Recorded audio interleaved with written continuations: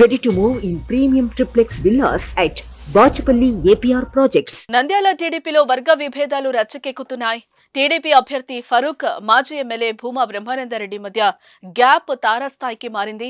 నీ దారి నీదే, నా దారి నాదే అంటున్నారు బ్రహ్మానందరెడ్డి. కార్యకర్తలు, అనుచరులు ఒత్తిడి మేరకు స్వతంత్ర అభ్యర్థిగా నామినేషన్ వేసేందుకు సిద్ధమవుతున్నారు. ఈ మేరకు తన అనుచరులు, భూమా అభిమానులతో బ్రహ్మానందరెడ్డి చర్చించారు. త్వరలోనే దీనిపై కీలక నిర్ణయం తీసుకునే అవకాశం ఉంది.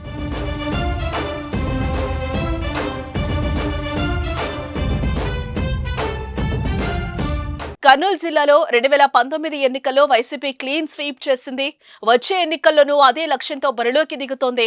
అయితే టీడీపీ మాత్రం ఈసారి సత్తా చాటాలని భావిస్తోంది. జనసేన, బీజేపీతో పొత్తు తమకు కలిసొస్తుందని భావించి ముందుకు దూసుకుపోతోంది. ఇలాంటి సమయంలో ఫరూక్, బ్రహ్మానందరెడ్డి మధ్య దూరం పార్టీని కలవరపెడుతోంది. పార్టీలో మైనారిటీ వర్గాల ప్రాధాన్యం ఇవ్వాలని నిర్ణయించి ఫరూక్ కు సీటు కేటాయించి భూమా బ్రహ్మానందరెడ్డిని పక్కన పెట్టడంతో ఆయన తీవ్ర ఆగ్రహంతో ఉన్నారు. దానికి తోడు ఫరూక్ ఆయనను పట్టించుకోవడం లేదనే అసంతృప్తి ఆయనలో అడుగడుగునా కనిపిస్తోంది. తన వర్గానికి సంబంధించిన ఇన్ఛార్జ్, బూత్ కన్వీనర్ పదవులను ఇవ్వాలని బ్రహ్మానందరెడ్డి చేసిన డిమాండ్ కు ఫరూక్ స్పందించకపోవడంతో ఆయనకు దూరంగా ఉంటున్నారు. ఇప్పటికే వీరిద్దరి మధ్య సయోధ్య కుదిర్చేందుకు అధిష్టానం చేసిన ప్రయత్నాలు కూడా ఫలించలేదు.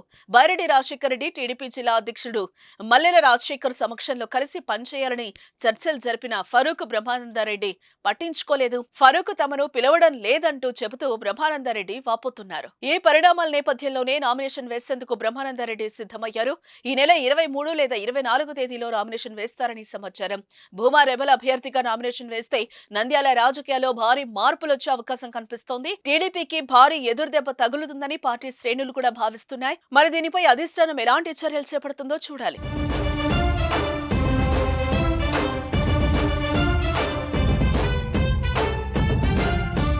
సుమన్ టీవీలో మీ పర్సనల్ అండ్ బిజినెస్ ప్రమోషన్స్ కోసం కింది నెంబర్కి కాంటాక్ట్ చేయండి.